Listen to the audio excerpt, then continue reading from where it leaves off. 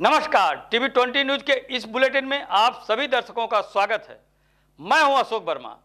देश व प्रदेश की तमाम खबरें देखने के बने रहिए हमारे साथ। अब नजर डालते हैं खबरों की तरफ।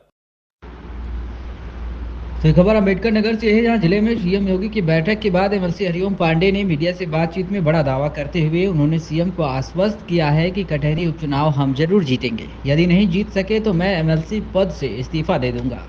कटहरी उपचुनाव को लेकर पूछे गए सवाल के जवाब में एमएलसी डॉक्टर हरिओम पांडे ने कहा कि उनके द्वारा मुख्यमंत्री योगी आदित्यनाथ को हर हाल में कटहरी उपचुनाव की जीत को लेकर कार्यकर्ताओं के सामने आश्वस्त किया गया है।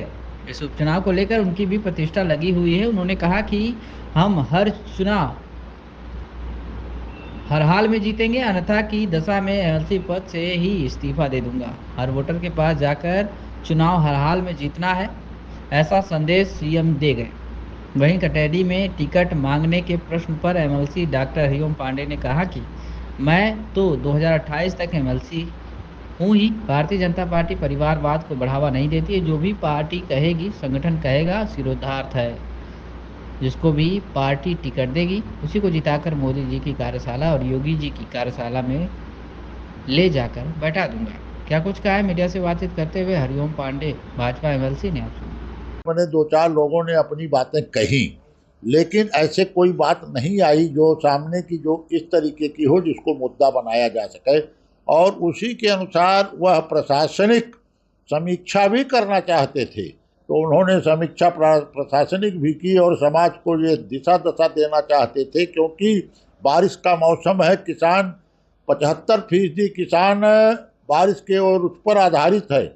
बारिश न होने के कारण फसलें हमारी सूख रही हैं। इस पर भी उन्होंने विशेष तौर से विद्युत विभाग को कि यहाँ बिजली की सप्लाई 24 घंटे रहे अम्बेडकर नगर में, और चिकित्सा को, शिक्षा को, उद्योग को बढ़ावा देने के लिए सब पर उन्होंने अपने अपने विचार सारे अधिकारियों ने प्रस्तुत किए, जिस पर उन्होंने संतोष व्यक्त किया कि नहीं, अम्बेडकर नगर का कार्य संतोषजनक है। और उन्होंने ये 2-1 लोगों को हिदायत दी कि अगली बार जब मैं आऊँ तो इसमें सुधार होना चाहिए, सुधारात्मक रवैया आप लोग अपना लीजिए।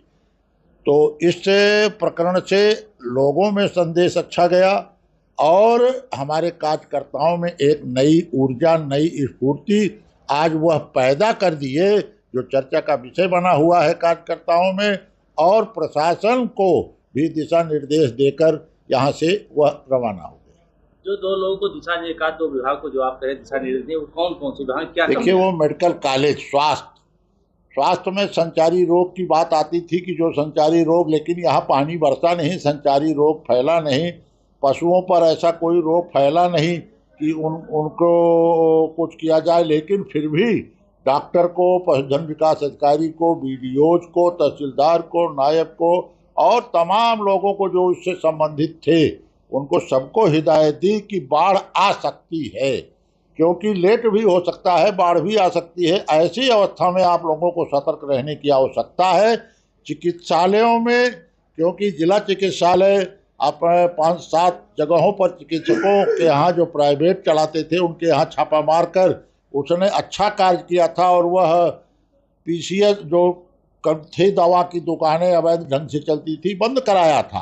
और उसी के कार्यक्रम में मेडिकल कॉलेज सदरपुर टांडा, जिसके कि ना तो प्रिंसिपल आए हुए थे, उनको एक वो दिया गया अल्टीमेटम कि अगर वो उनका जंगल राज खत्म नहीं होता है तो उनके ऊपर कार्यवाही सुनिश्चित करी जाएगी। कटहरी विधानसभा में उपचुनाव होने वाला है, कटहरी को क्या?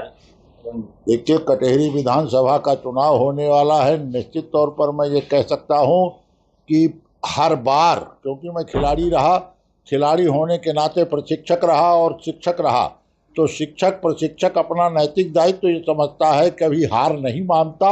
और मैं कोई ऐसा वैसा नेता नहीं हूँ कि जो हार मान जाऊँ, और ना कभी हारा हूँ ना हारूंगा। फिर अब मैंने आश्वस्त किया है कि यदि चुनाव में हार गया तो निश्चित तौर पर ये जानिए कि मैं एमएलसी का चुनाव हार गया और अपने पद से ही इस्तीफा दे दूंगा। ऐसी प्रतिक्रिया मैंने महाराज जी के सामने और सारे कार्यकर्ताओं के सामने व्यक्त की है।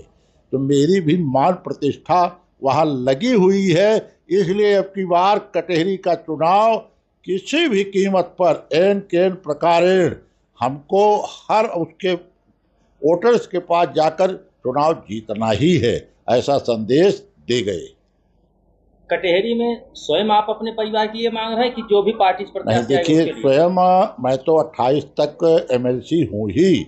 28 तक एमएलसी होने के नाते भारतीय जनता पार्टी परिवारवाद को बढ़ावा नहीं देती है। किन्हीं विशेष परिस्थितियों में यदि कोई चीज हुआ तो जो भी पार्टी कहेगी, संगठन कहेगा और हमारी भाजपा के लोग कहेंगे, उसको मैं सिरोधार करूंगा और उसी को मूल मंत्र मानकर आगे चलूंगा। जिसको भी टिकट पकड़ा देगी उसी को जिताकर मोदी जी की कार्यशाला और योगी जी की कार्यशाला में ले जाके बैठा दूंगा।